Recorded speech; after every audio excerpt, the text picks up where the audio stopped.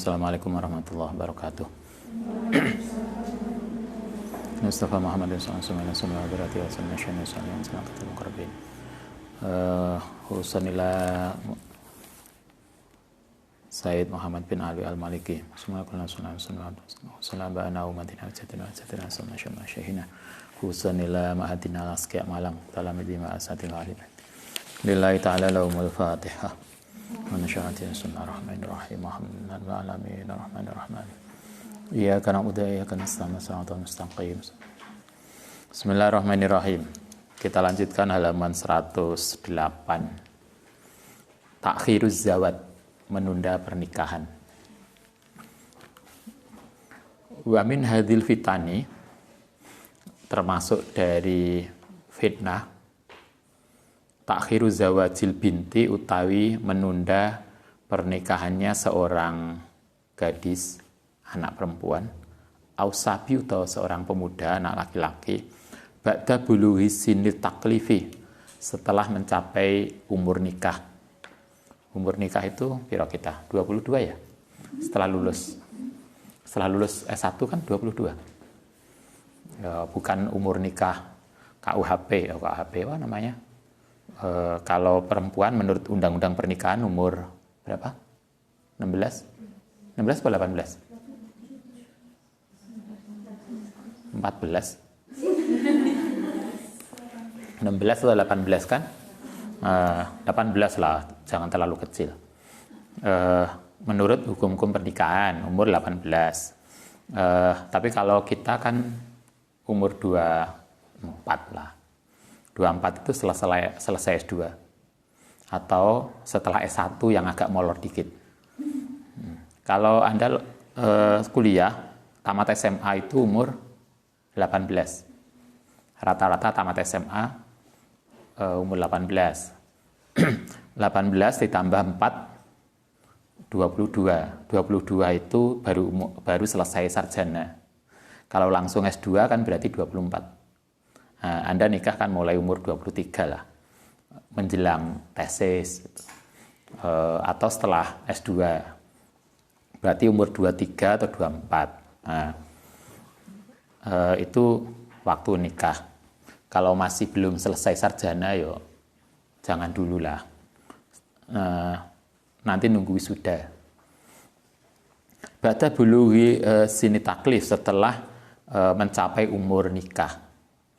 Mimah saking barang ada kang teko ila ruguti sauki zawat, sampai lewat masa nikah. Kata Said Maliki, ada kecenderungan di Saudi, tentu ini di wilayah Saudi, orang itu kemudian menunda nikah sampai lewat masa-masa nikah, umur 24, 25, 26, bahkan sampai lebih. Naam, kelewat sudah waktunya nikah, tidak segera nikah, tetapi alasannya bukan studi. Kalau Anda kan jelas, Ustaz saya nggak nikah dulu, kenapa? Saya menyelesaikan kuliah, jelas.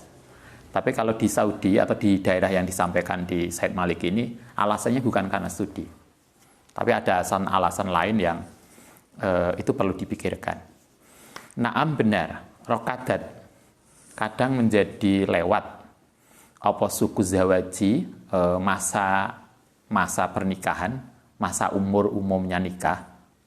Al-yawma yang dalam hari ini rukudan, yang keterlambatan, lewat yuhfiru wa yuhifu, sesuatu yang menakutkan dan mengkhawatirkan.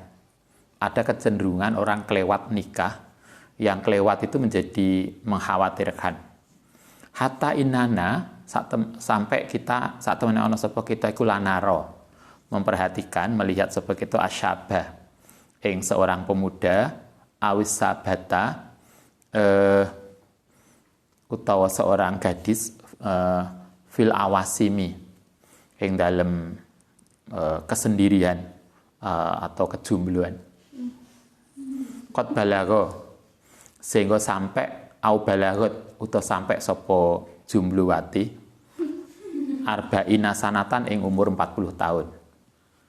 Di sana, di daerah beliau di Saudi, kadang ada seorang gadis sampai umur 40 tahun belum menikah, yang itu tidak hanya kasus 1-2, rupanya banyak. Sehingga kejombloan ini mengkhawatirkan banyak pihak. Kok akeh sing gak nikah bahkan sampai umur 40.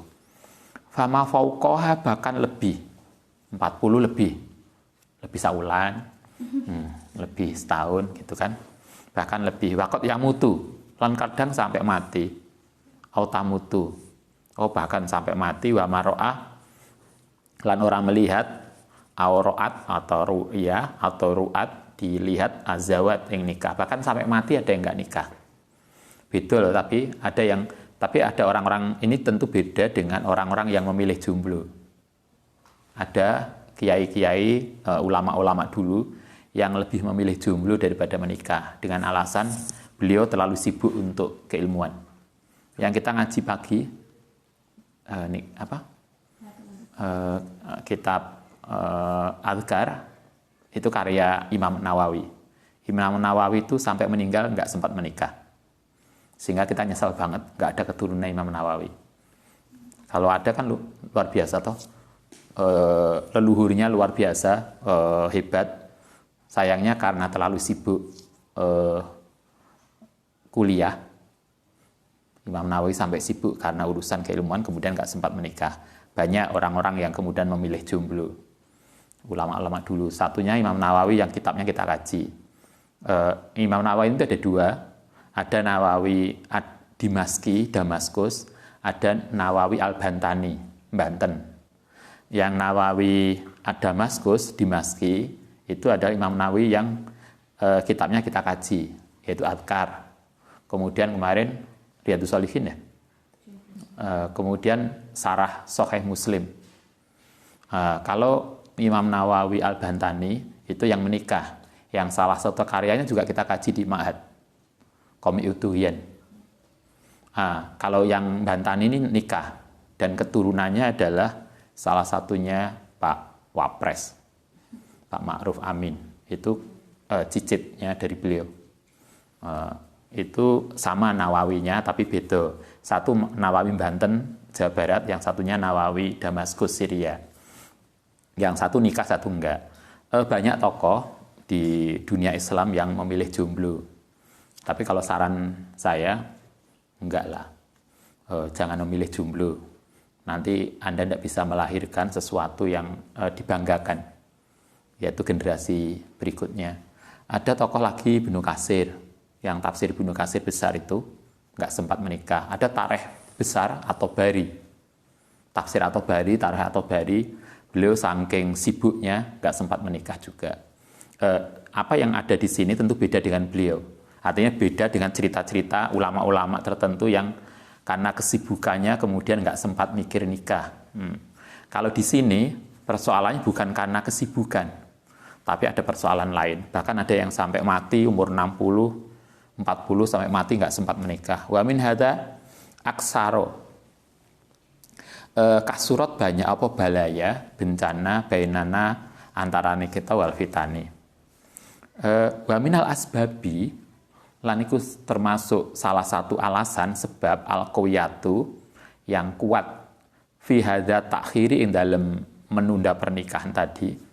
Kalau di konteks ini bukan karena mereka sibuk belajar, tetapi salah satu sebab yang membuat mereka kemudian menunda nikah adalah tagholaina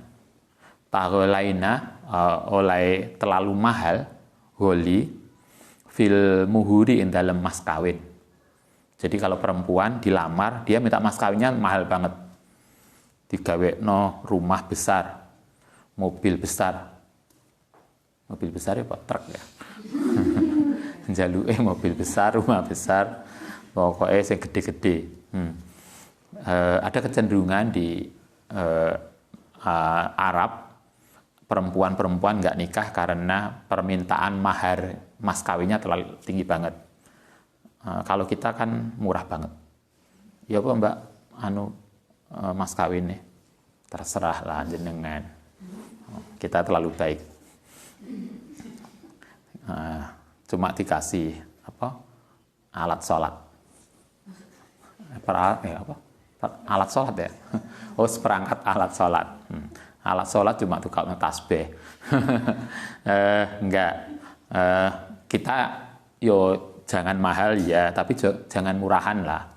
Masuk santri mas kawinnya recehan, murahan enggak lah, dihitung lah.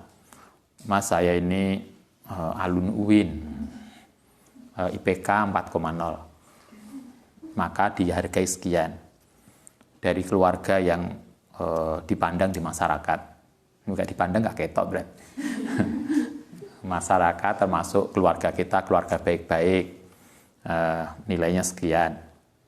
Kemudian fisik tidak mengecewakan, sekian. Total layaklah kalau saya mendapatkan misalnya mas kawin sekian sebagai tafaulan agar rezeki kita ke depan moga-moga banyak. Tidak terlalu mahal tapi juga tidak terlalu murah, sehingga paling enggak di atas rata-rata lah. Rata-ratanya piro?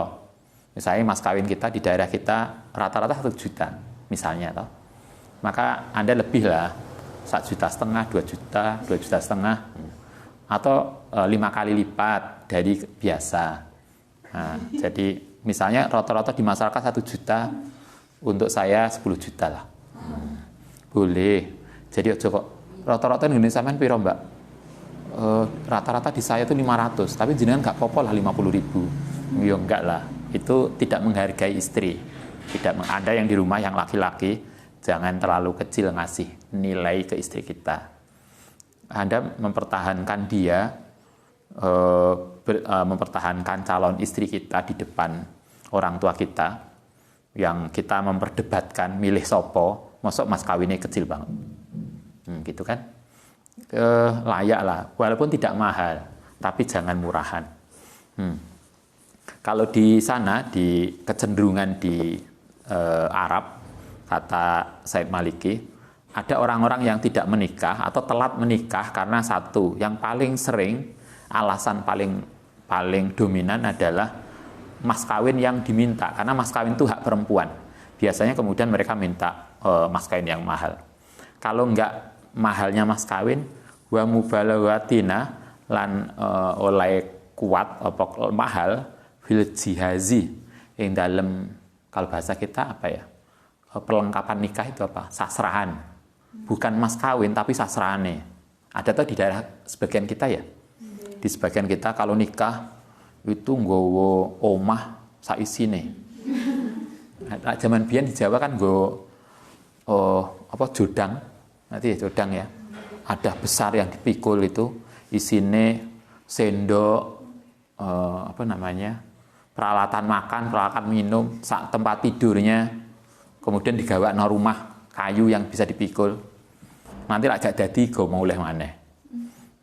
Itu kalau di atau di daerah tertentu di Indonesia juga ada gitu. Mas kawinnya biasa, tapi sasrahannya banyak banget. Yang sasrahan itu kemudian tidak bisa dipenuhi oleh pengantin laki-laki. Anakku ini kan alumni S2. Dia neng pondok rajin bangun malam. Kemudian minta sasrahan, kunci rumah, kunci mobil, kuncinya aja. Misalnya. Sampai kemudian pemuda yang lamar itu nggak sanggup untuk memenuhi itu. Jihaz itu namanya, peralatan pernikahan, peralatan nganten, sasrahan nganten. Fakasirun, mongko karena yang diminta kalau nggak mas kawinnya mahal, itu juga perlengkapan adalah kalau saya nanti nikah, mas sampean tak terima lamaranmu, tapi kalau saya nikah nanti nikahin yang gedung ini ya, sinetron. Ada tuh yang minta mas kawinnya biasa tapi harus di gedung apa? Kenapa harus di gedung itu? Mosok saya ini teman-teman saya tuh nikahnya di situ, mosok saya nggak di situ. Padahal suami kita masih baru belajar untuk bekerja. Wes diminta kayak gitu, dibayangno suaminya itu atau calon menantunya dibayangno koyok mertuanya yang sudah mapan. Kita lupa bahwa menantu kita itu anak tingkatannya. Yang anak pada anak kita yang masih belajar untuk bekerja. Sementara orang tuanya sudah mapan. Kadang lupa orang tua itu. Nuntut calon menantunya itu koyok dia yang sudah mapan bekerja.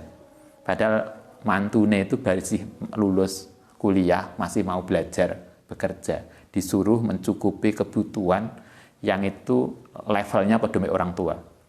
Kadang lupa loh begitu. Kita kan yang sering terjadi kan begitu. Karena itu fakasirun, maka sangat banyak minas subani saking para pemuda layam nauhum kang ora nyegahum ing mereka minat taqaddumi maring maju ila hadzal zawat maring pernikahan ini.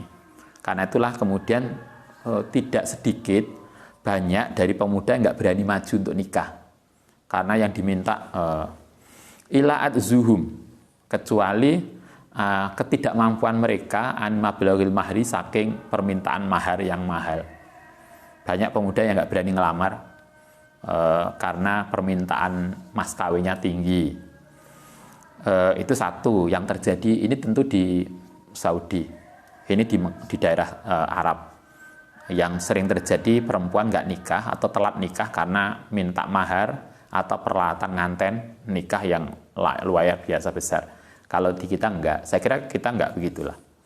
Wakasirun, lan juga banyak min abail banat saking orang tuanya perempuan, orang tua ayahnya perempuan, iku layak baluna, tidak mau menerima khidbata banatihim ing lamaran anak perempuannya, wala yuzawijuhunna, lan tidak akan menikahkan yang mereka li'annahum krono para subban iku layak diruna tidak mampu ala tahzihim ing atase peralatan pernikahan at-tadzirul ladzi jaro yang berjalan bi apa al urufu kebiasaan. Kadang masyarakat kita tidak hanya di Arab, di kita kan juga ada toh.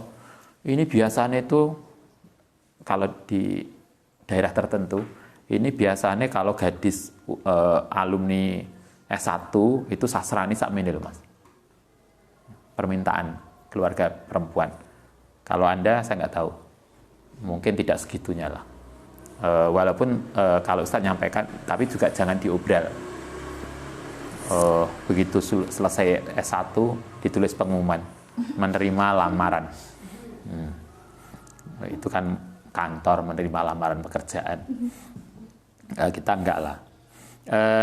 Ada orang perempuan, keluarga perempuan yang tidak mau menurunkan pasrahan, sasran nganten karena umumnya sudah segitu. Yang saya tahu kan kalau S1 sekian, kalau S2 sekian ada di daerah kita di Indonesia, di daerah tertentu. Kalau anak wedok S1 biasanya sasran sekian, kalau S2 sekian, sehingga kayaknya kemudian ada kesannya itu kemudian kayak kayak jual beli, kayak bisnis gitu ya. Makin tinggi statusnya makin besar. Ila idza adofu kecuali yen to menyerahkan sopo subban al mahri ing atase mas kawin ad afihi yang berlipat-lipat. Wala haula wala quwata illa billahil azim. Ini luar biasa. Itu kasus di sana yang kita dikritik oleh Said Maliki bahwa mestinya tidak begitu. Mas kawin itu bagian dari rukun ya, tetapi kemudian tidak menjadi patokan bahwa mas kawinnya harus sekian. Karena sesungguhnya kan itu bisa difahami sebagai kemampuan calon menantu dan kesepakatan dengan keluarga perempuan. Anda masih ingat ketika Sayyidina Ali mau ngelamar Sayyidah Fatimah, ketika ditanya mas kawinnya, Sayyidina Ali mengatakan saya nggak punya. Maka kemudian Kanjeng Nabi mengatakan, kamu punya apa? Punya baju besi. Kata Kanjeng Nabi, jualin baju besimu. Walaupun nanti akhirnya mahal. Karena dalam riwayat itu 400 miskol atau berapa. Jadi mas kawin yang diberikan Sayyidina Ali kepada Sayyidah Fatimah itu luar biasa juga mahal. Sama dengan ceritanya kemarin Kanjeng Nabi yang melamar, yang mas kawin pada istri-istri beliau, itu kan rata-rata 400 gram. Malah yang siapa kemarin? Yang salah satunya itu malah 4 kilo ya. 4.000 gram. Itu artinya kan tidak murah. Walaupun kemudian ketika hadisnya jangan mahal, karena kan memang sebetulnya tidak ada patokan berapa mas kawin, itu tidak ada patokan. Apakah harus sekian enggak, tetapi itu kesepakatan antara laki-laki perempuan. Tapi hendaknya tidak terlalu mahal, begitu juga tidak terlalu murah. Ada standar yang layak untuk dijadikan pertimbangan.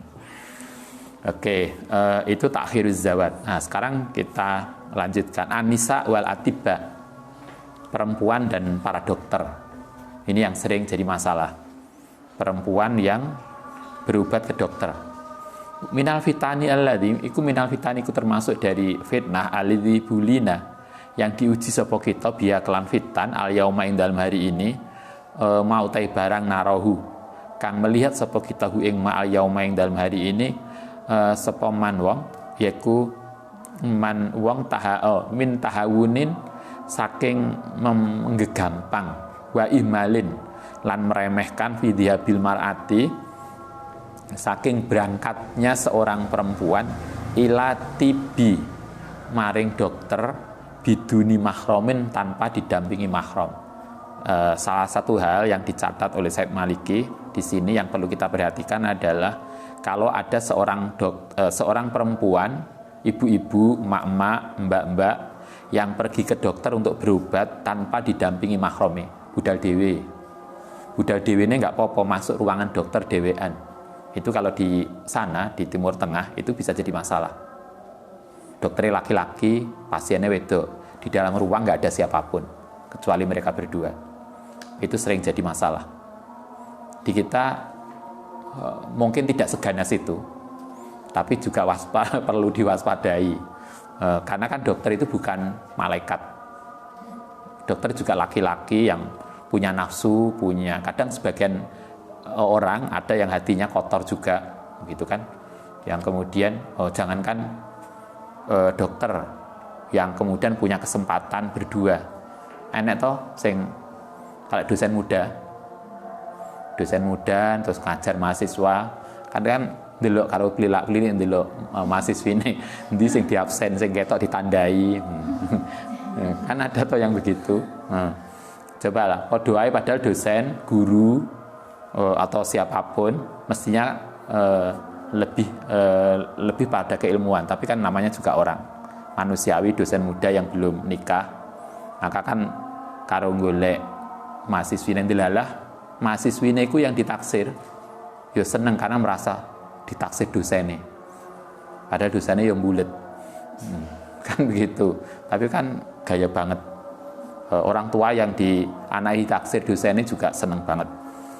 Cerita yang ditimba anakku lho mbak, wis lagi semester loro ki lho, wis akeh dosen sing ngelirik dia. Kayaknya kemudian menjadi kebanggaan, padahal dosen sing kurang ajar. Misalnya toh,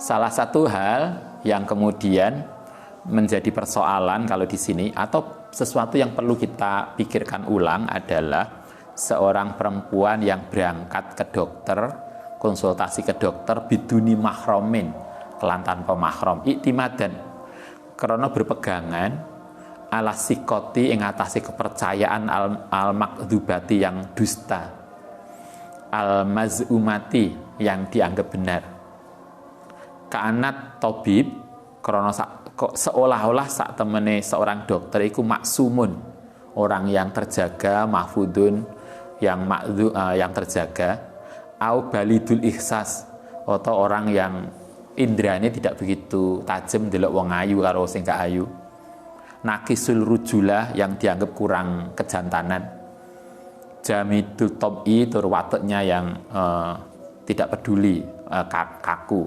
Padahal kan dokter juga enggak, karena dokter juga manusia yang punya nafsu, punya kemauan, punya macam-macam. Karena itu sebaiknya kalau Anda perempuan kemudian harus ke dokter, yang dokter kebetulan laki-laki maksudnya, bukan sesama dokter perempuan, maksudnya pasiennya perempuan, dokternya laki-laki, maka begitu masuk ke ruang konsultasi dibarengi dengan mahramnya, jangan sendirian. Itu etikanya begitu. Niki kura barengi Ustaz, cuma bareng ning dalan, tapi pas masuk dokternya dewean. Maka itu yang perlu diperhatikan. Waqat adhabu lan terkadang memang berangkat sapa perempuan ila tabib maring dokter wa ma'ahalan iku sartane mar'ah mahromun. Kadang memang berangkat ke rumah sakit, berangkat ke rumah dokter untuk konsultasi itu memang bersama mahram min zaujin dari suami au akhin atau saudara laki-laki au abin atau bapake wa inta iradati nalikane menghadapi masuk ke dokter alaiha yang atase mar'ah tadhulu. Tetapi ketika masuk rumah sakit, dari rumah dibarengi bojone, dari rumah dibarengi saudaranya, bahkan bapaknya ikut sampai rumah sakit. Nah, celakanya ketika masuk ke ruang dokter malah gak dibarengi. Biasanya gitu toh. Ada yang begitu dari rumah diterno bojone, begitu masuk ruang dokter padahal dokter laki-laki, bojone malah nunggu di luar karo rokok-rokok. Padahal mestinya tidak. Justru mestinya ketika masuk itulah suaminya dampingi. Karena yang penting itu di situ, bukan di jalan. Yang sering kan banyak kasus kalau kita ke dokter, ke rumah sakit, suaminya kan tinggal duduk ning sepeda motor yang jobo, istrinya mlebu dhewean. Nah, itu yang perlu kita perhatikan. Tadkhulu masuk sapa mar'ah indahu ana sandinge tabib wahdaha dengan sendiri. Wa'adatul atibai utawi kebiasaane dokter iku alayat hula yen ora masuk alai mengatasi mereka figur fatihim ing dalam ruang dokter al khosota sapa ahadun seseorang abadan selamanya. Dan kebiasaan ketika masuk ruang dokter orang-orang nggak boleh masuk kecuali pasien. Ini yang perlu diperhatikan. Tapi kayaknya kalau di kita enggak ya. Kita melihat biasa aja. Artinya ketika seorang masuk ditemani suami, ditemani mahram itu biasa kalau di Indonesia. Kecuali yang mahramnya nggak mau masuk. Tapi kalau masuk mereka berdua juga biasa. Paling nggak pengalaman Ustaz kalau dampingi ibu atau dampingi anak-anak ke dokter, kita ya biasa masuk bareng dan itu nggak problem. Di Saudi enggak. Atau paling nggak yang kasus di sini disampaikan di kitab ini. Biasanya dokter-dokter itu nggak mau dibarengi orang lain. Nah, ini yang kemudian jadi masalah. Dzalika utaiki ku tanbihum mengingatkan mereka apal musadatu ruang tertutup. Faidah wasolat itu dianggap sebagai ruang privasi alasannya. Nggak boleh masuk, tapi alasannya privasi. Padahal kan yang masuk itu mahramnya. Dokter kan bukan mahramnya pasien.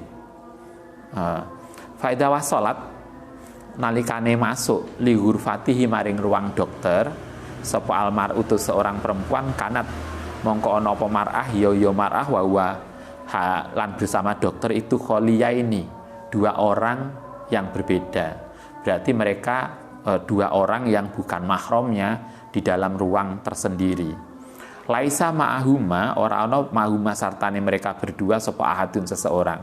Yutoliu yang bisa mengendalikan alama yang atasi barang yakunu yang akan terjadi. Nah, ketika di ruang dalam itu tidak ada orang lain yang bisa kemudian menjadi penengah kalau ada masalah. Nah, itulah yang kemudian diingatkan oleh Syed Maliki. Kalau itu yang terjadi maka berarti di ruangan itu ada dua orang laki-laki perempuan yang bukan mahramnya, yang mereka berduaan di ruang itu. Nah, itu dalam Islam kan nggak boleh. Berduaan bukan mahramnya. Ketika seorang pasien perempuan dan dokter laki-laki berduaan. Karena itu kalau Anda yang jadi pasien, kalau kebetulan ada teman kita perempuan, tolong bisa didampingi. Atau Anda yang di rumah yang jadi dokter menerima pasien perempuan, maka mungkin teman pasien bisa disuruh masuk. Sehingga kemudian itu untuk menjaga kita. Dari sama-sama menjaga, dari pasien itu terjaga, dari dokter juga terjaga. Sehingga kemudian tidak masuk di dalam kategori siapa yang berduaan. Hadisnya kan gitu. Maka akan setan yang muncul. Wa minal maklumi, lain itu yang difahami, fil islami dalam Islam anal kholwata saat temene berduaan bil mar'ati kelawan perempuan al ajnabiyati yang ajnabi iku haramun. Padahal ketentuannya berduaan laki-laki perempuan yang bukan mahramnya itu haram. Wa kholwatu rajuli utai keberduaane laki-laki iku lang tajuza selamanya tidak boleh bil ajnabiyati kelawan perempuan ajnabi walau ajuzan senajan sepuh. Walaupun pasiennya wis mbah-mbah tetap nggak boleh. Atau dokternya mbah-mbah, ada tuh dokter yang sudah pensiun sepuh, tapi pasiennya muda banget. Lha apa nggak kepikiran dokternya, like dewean berdua. Kalau kemudian muncul sesuatu perasaan yang nggak baik. Nah, karena itulah itu sama-sama kalau Said Maliki, marilah kita sama-sama menjaga itu. Wahadil hurmatu utai keharaman ini iku makulatul makna, bisa difahami maknanya jiddan dengan sangat sungguh-sungguh. Fa'inal mar'ata karena saatnya mar'ah iku khuliqat diciptakan hananan menjadi kasih sayang lirajuli maring laki-laki. Karena perempuan itu diciptakan memang untuk tempat kasih sayangnya laki-laki, begitu juga laki-laki. Dokternya muda ganteng. Kan anak tahu yang bolak-balik seneng ke dokter. Lah kok seneng ke dokter itu? Dokternya ganteng. Kan ada begitu. Jangankan dokter, bal-balan aja loh. Ada yang seneng bal-balan. Lah kok seneng Liga Inggris, Liga tertentu Eropa. Karena pemainnya ganteng-ganteng. Itu kayak kata temen. Kalau Anda nggak tahu saya. Dulu ada teman-teman di pasca itu. Biasanya yang kalau selama ini Ustadz mikirnya seneng bal-balan itu laki-laki. Tapi ternyata enggak. Banyak juga perempuan suka bal-balan. Sampai malam itu nunggui.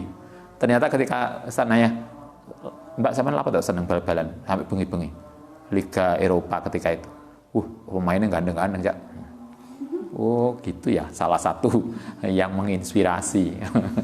Nah, artinya kan ada orang-orang seperti itu. Kalau dulu di pondok ada juga mbak-mbak santri seneng banget kalau sing adzan itu Kang Sopo, karena suaranya enak banget. Jadi dia mesti ngurung iki sing adzan pakai sopo sing adzan. Kemudian dengan sangat ini merindukan suara adzannya. Loh, artinya orang itu senang pada seseorang itu bisa macam-macam. Apalagi secara umum perempuan itu memang hananatan lirajuli, menjadi tempat curahan kasih sayang. Wa aina maro'athu. Begitu juga nalikane sebaliknya melihat sapa mar'ahu ing rajul hanat mongko seneng sapa imro'ah ilahi maring rajul. Begitu juga ketika perempuan itu tercipta untuk senang pada laki-laki. Li'anna ladzataha karena saat temene kenikmatane mar'ah iku mahu sartane laki-laki. Ada seorang perempuan merasa senang kalau bersama dia, atau seorang dokter senang kalau dibarengi oleh mungkin perawat tertentu yang dia merasa dekat.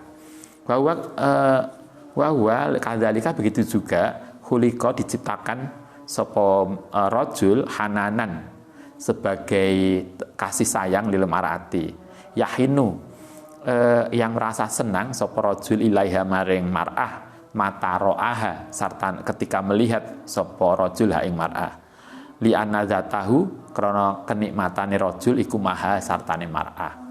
Itu sudah maklum bahwa laki-laki perempuan itu saling suka. Karena itu ketika ada laki-laki dan perempuan bukan mahramnya berada di kamar sendiri, maka itulah yang kemudian perlu dipikirkan ulang. Wa idza istama'a nalikane kumpul sapa keduane laki-laki perempuan ma'an bareng-bareng fi makanin hasisin ing dalam tempat yang terjaga, karena di dalam ruang dokter layarohuma yang tidak bisa melihat huma ing apa yang dilakukan mereka berdua sapa insanun orang lain wala yastatiu lan tidak ada yang bisa masuk tidak ada yang mampu ayat hula yang masuk alaihima ing atase mereka berdua fihi ing dalam tempat tadi karena mongko ono apa tadi kejadian iku minas sahli termasuk dari sesuatu yang mudah karena minas sahli ayat takima yang to bisa kejebur sapa keduanya maing barang haramallahu kang haram ale ing atase ma. Kalau sudah mereka berdua di dalam kemudian orang lain tidak bisa masuk, maka kemudian orang akan menjadi mudah untuk tergoda untuk melakukan sesuatu yang enggak baik. Ada kasus juga bukan dokter, kasus yang beberapa waktu lalu kemarin sempat ramai, beberapa tahun kemarin, ada di sebuah kantor, di kantor pimpinan itu ada, mungkin saya nggak tahu apakah ini kebiasaan atau bukan, di kantor pimpinan itu ada ruangan tertentu yang biasanya dipakai untuk istirahat pimpinan, enak tempat tidurnya. Begitu sore, pintu ditutup, selesai, ternyata pimpinannya bersama orang lain di dalam. Yang di luar kan nggak tahu. Mungkin anak buahnya juga pimpinan lagi istirahat. Padahal di situ istirahat sama yang lain. Dan itu terjadi yang kemudian ramai di sosial media.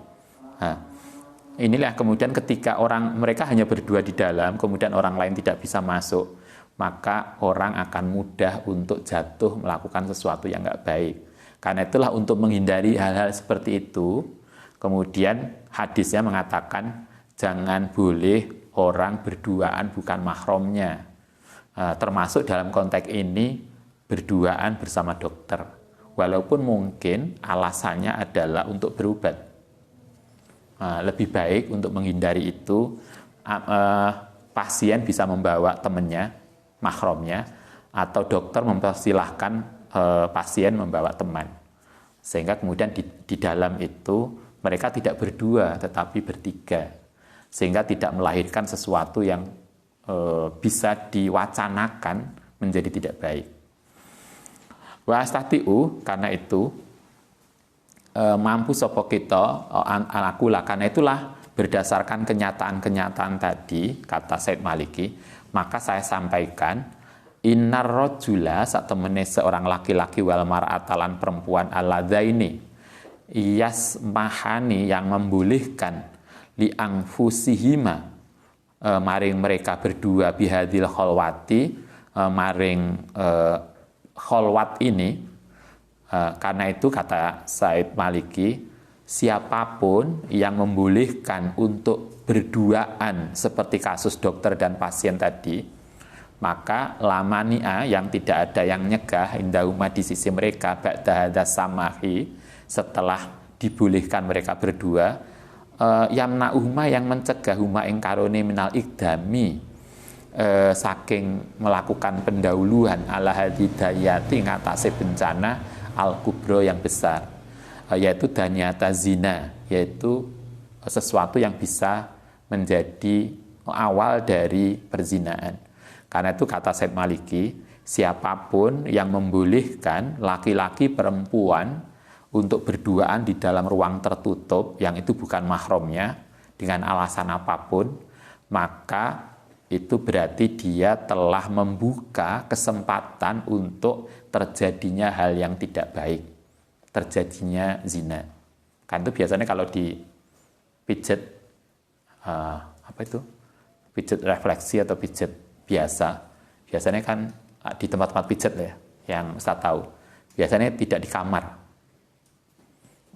di ruang biasa begini yang kemudian keluarganya bisa melihat. Jadi kok digoning kamar hanya wong loro, keluarganya yang jobo enggak, itu di ruang agak terbuka yang keluarganya bisa menyaksikan. Itu untuk itu untuk menghindari sesuatu yang enggak baik. Coba Anda bisa bayangkan tukang pijete lanang atau wedok sing ayu-ayu, kemudian sing kan akhirnya seneng toh, sing lanang tukang pijet. Anda bisa lihat beberapa waktu yang lalu pernah toh ada tren memasak, yang ketika itu banyak bapak-bapak seneng menyaksikan acara masak. Kenapa? Karena host yang memasak itu pakaiannya luar biasa. Kan begitu, kan sempat menjadi pembicaraan di sosial media. Lah apa tiba biasanya selama ini bapak-bapak nggak suka seneng acara masak, kok jadinya seneng masak? Karena ternyata luar biasa yang tukang masak. Itu kan, ini maksud saya, apa yang disampaikan oleh Said Maliki ini, kita diharapkan sama-sama sadar. Kita diharapkan sama-sama sadar bahwa jangan sampai kemudian kita itu seolah-olah itu wajar, padahal nggak wajar. Laki-laki perempuan berduaan di ruang apapun, itu nggak wajar kalau dia bukan mahramnya. Dokter dan pasien. Kenapa kemudian tidak mengambil orang ketiga sebagai saksi di dalam, sehingga tidak melakukan sesuatu? Kita tidak suudon, tetapi siapa yang menjamin? Gitu kan? Kita tidak suudon pada dokter dan pasiennya, tetapi siapa yang menjamin bahwa sesuatu itu akan bebas dari sesuatu yang nggak baik? Nah, itu yang kemudian disampaikan di sini. Marilah kita sama-sama untuk menjaga diri dari segala sesuatu yang memungkinkan terjadinya sesuatu yang nggak baik. Oke, saya kira begitu. Nanti kita lanjutkan besok. Terus ada pertanyaan. Ya. Yeah.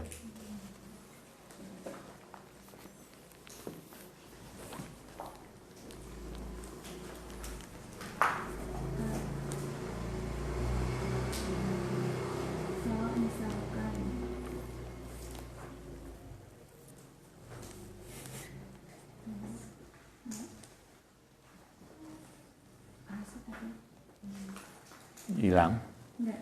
Kalau di ruang ICU keadaan pasien koma dan pasiennya perempuan, nggak boleh ada yang nungguin di dalam, lalu saat diperiksa oleh dokter laki-laki itu gimana, Ustaz? Saya juga, bagaimana kalau ada pasien pingsan, koma di ruang ICU, kemudian dia perempuan, kemudian diperiksa dokter laki-laki.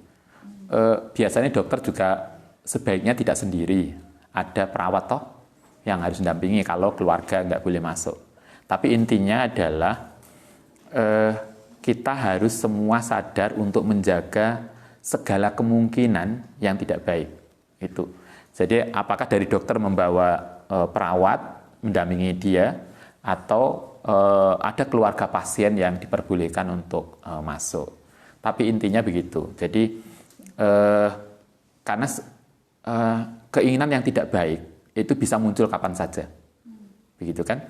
Pasiennya delalah pingsan, perempuan ayu, dokter dewean lingak-linguk gak enek.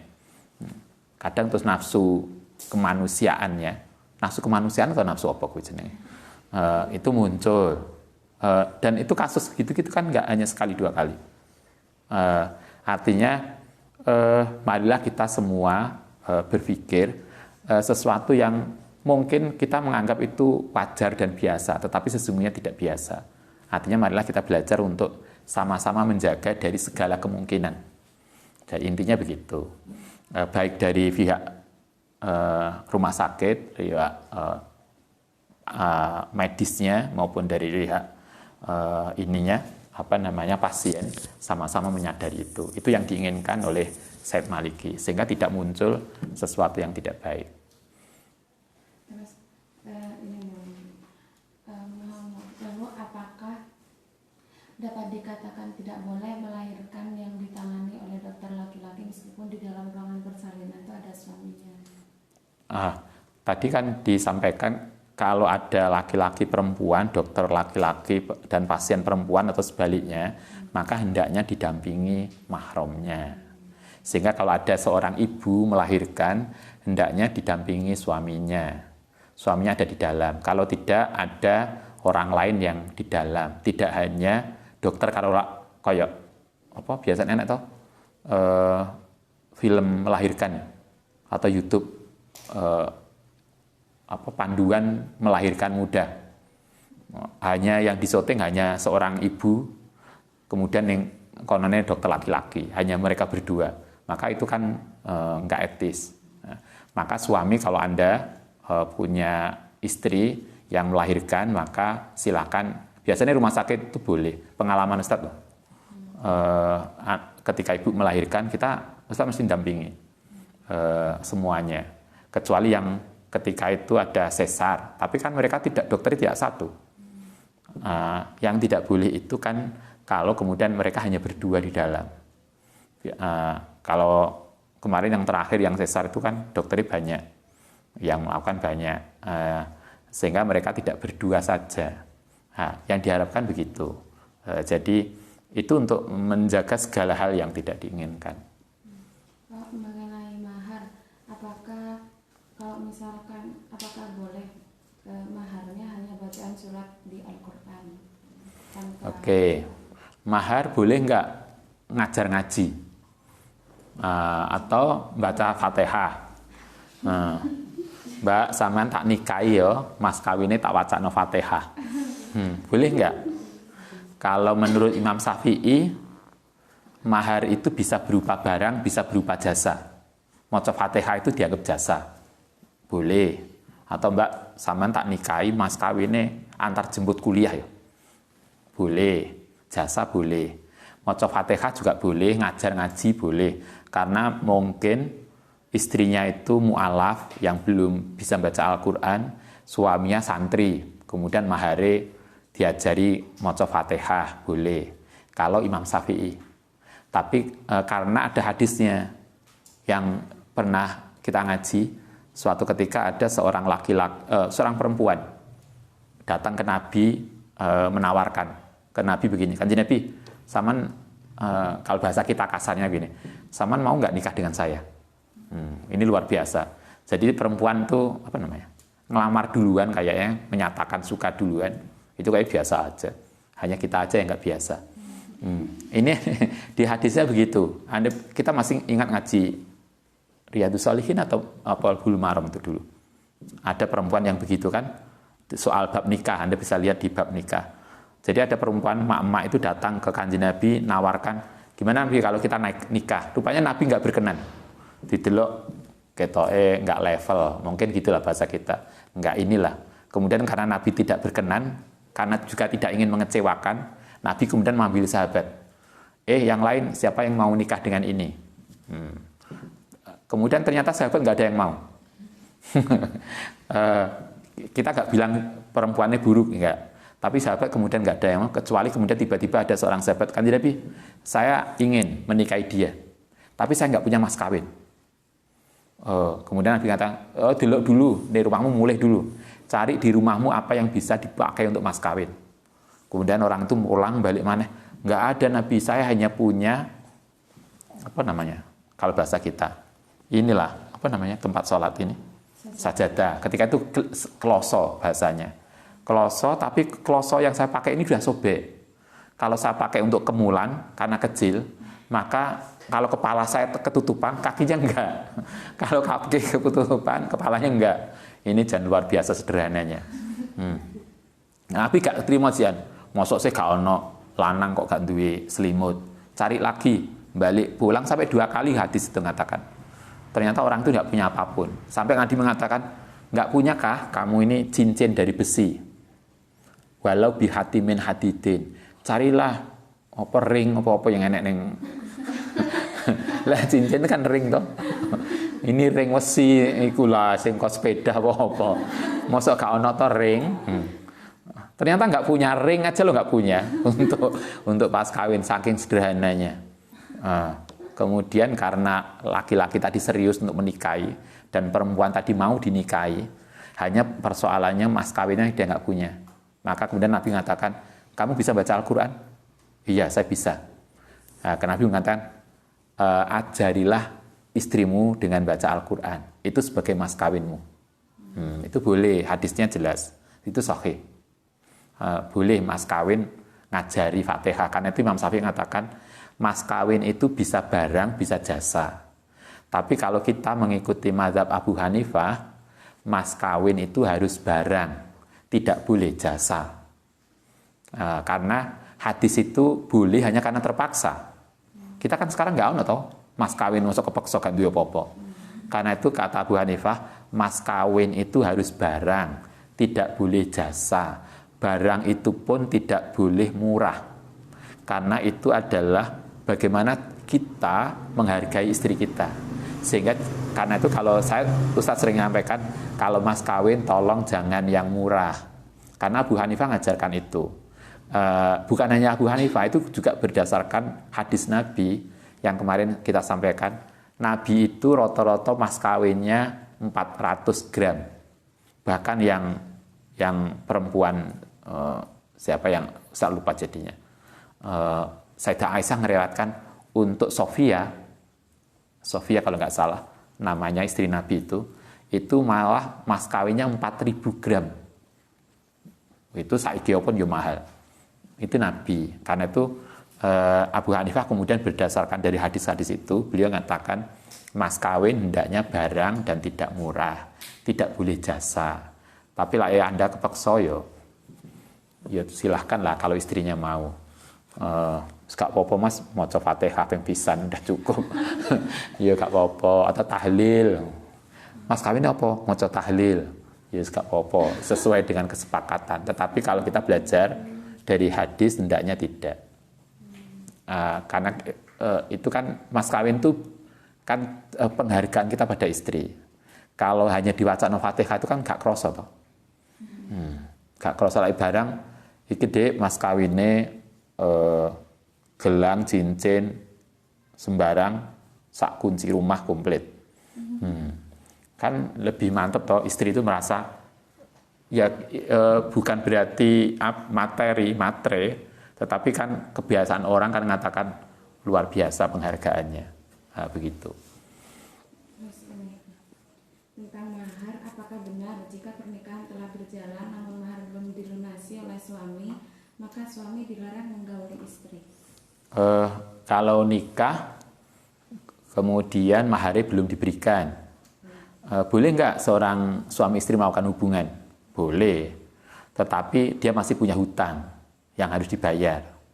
Gak apa-apa, sudah nikah kok, udah diakad itu boleh, hanya tadi maharnya menjadi hutang. Karena itu kan boleh toh orang maharnya itu kontan atau hutang.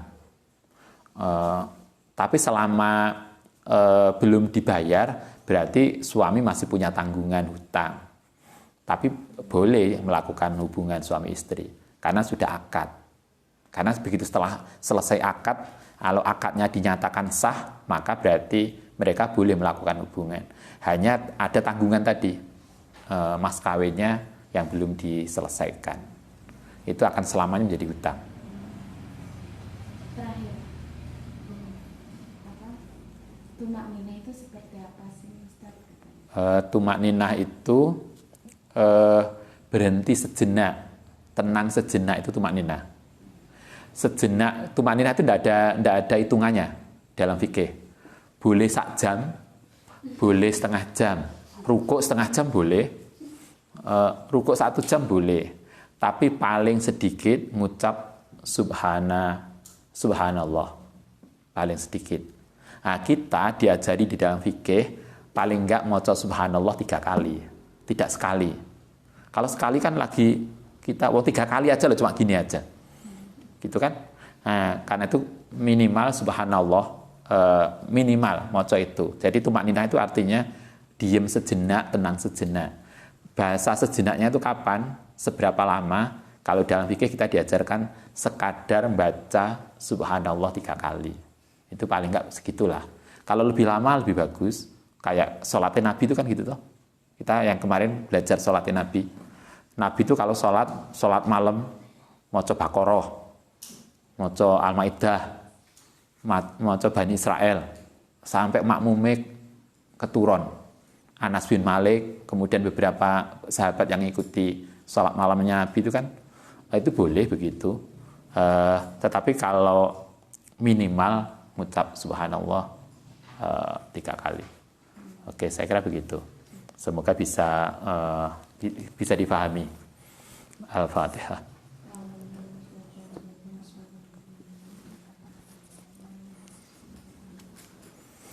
Rabbana fa'na bima lam tanam.